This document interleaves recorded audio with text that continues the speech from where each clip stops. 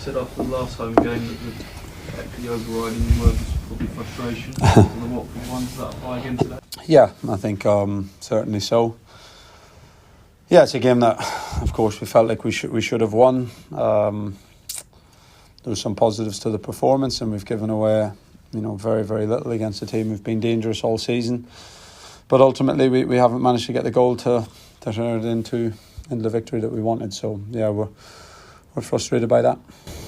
Did you feel like you created enough in that? I mean, you had enough of the ball, you had enough final third territory, but for all of the shots, there probably isn't tons of clear-cut chances, is there, in the match?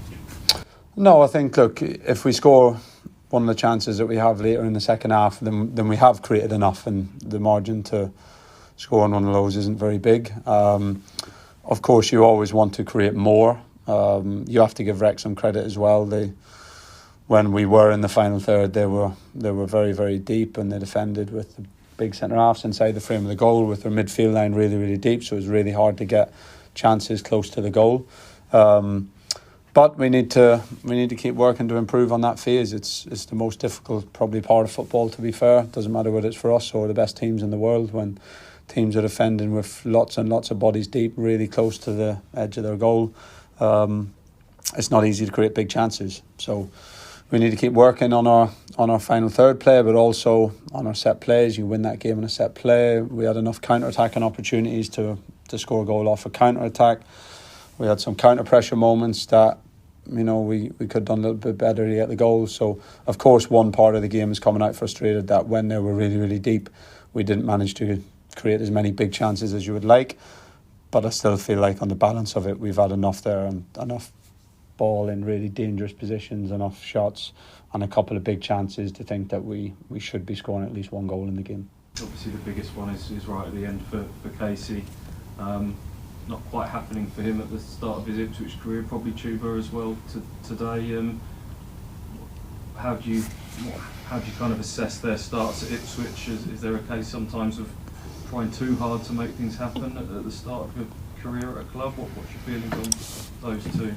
I think it's not just those two. It's a group with a lot of new players settling in. Not just the boys who arrived this summer. As I said, even Jaden Philogene, still new to the club. Boys who arrived last year still feel pretty new in terms of settling into the team. And again, to be honest, that's not an Ipswich thing. You see it in the biggest and best clubs in the world when you have new players in the team, especially when you have new attackers. Sometimes it clicks and everyone goes fantastically straight away, and sometimes it doesn't. And we have to keep helping those boys. We have to give them the right direction, the right support, try and help them to utilise their talents within this group, within this team, within this environment, and give them enough support and enough push to get the best out of them. So I don't think either of them were too far away today. Tuba in lots of good positions, looked a threat throughout the game, and Casey in a small amount of time on the pitch was right in there in some areas. He's right in there to get the big chance. He's in the box, flicked it on for George Hurst's chance. He's won what should have been a free kick on the edge of the box. So all you can do is do the work of the training ground and then go out there on the pitch and put yourself in the positions. And we've got a few players still waiting for their first goal. Certainly in the last few home games we haven't been as clinical as what we would have liked, but it's not about one or two individuals. It's about the whole group, and we all got to keep pushing together, stick together, and keep working to turn the margins. I don't think individually or as a collective we're too far away. To be honest, we didn't give away anything in the game. That's a good step. I don't think we'll have, touch wood, too many 0-0s at home this season. So if you give almost nothing away, give yourself 95 minutes to win the game, including the time when subs come on, and get to the areas that we got to, then the margin to turn that into consistent wins isn't that big. So we have to stay positive about that and take the lessons on the things we can do better, and move on to Tuesday, which is going to be a really different game.